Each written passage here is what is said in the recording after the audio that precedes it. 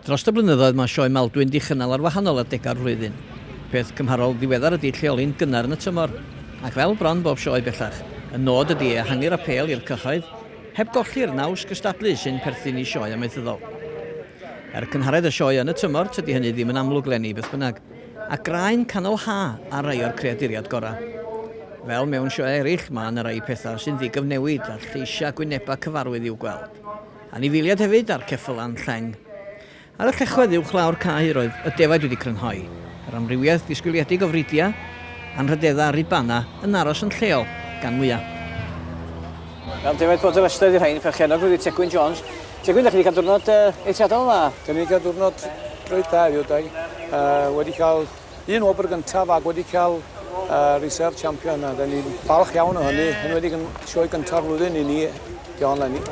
A wedyn yn y ben campwriaeth i'r bridiau i gyd, yr un oedd i'ch curo chi efo'r bord o fester, a di ennill y cyflot ynddo? Do, bod Leicester wedi curo ar ben campwriaeth heddiw. Ac mae o'n colio wedi bod yn gosa i'w nhw heddiw. Dyn ni falch iawn bod y bod Leicester wedi ennill ydy gwir.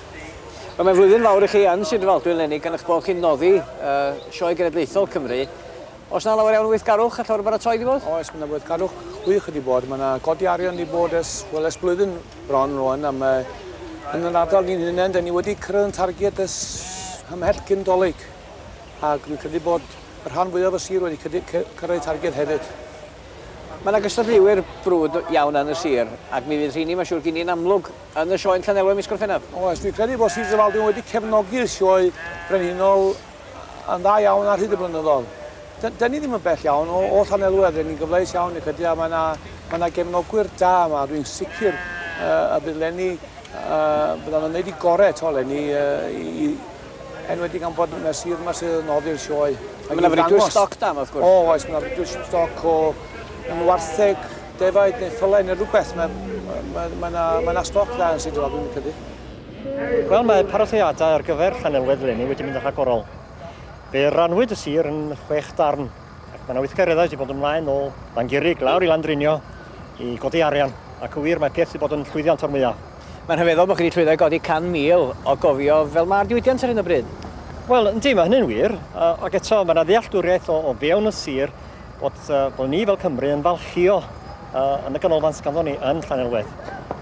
Mae'r buddsoddi sydd wedi bod ymlaen ers blynyddoedd bellach wedi bod yn help i godi ganolfan Amaethyddol.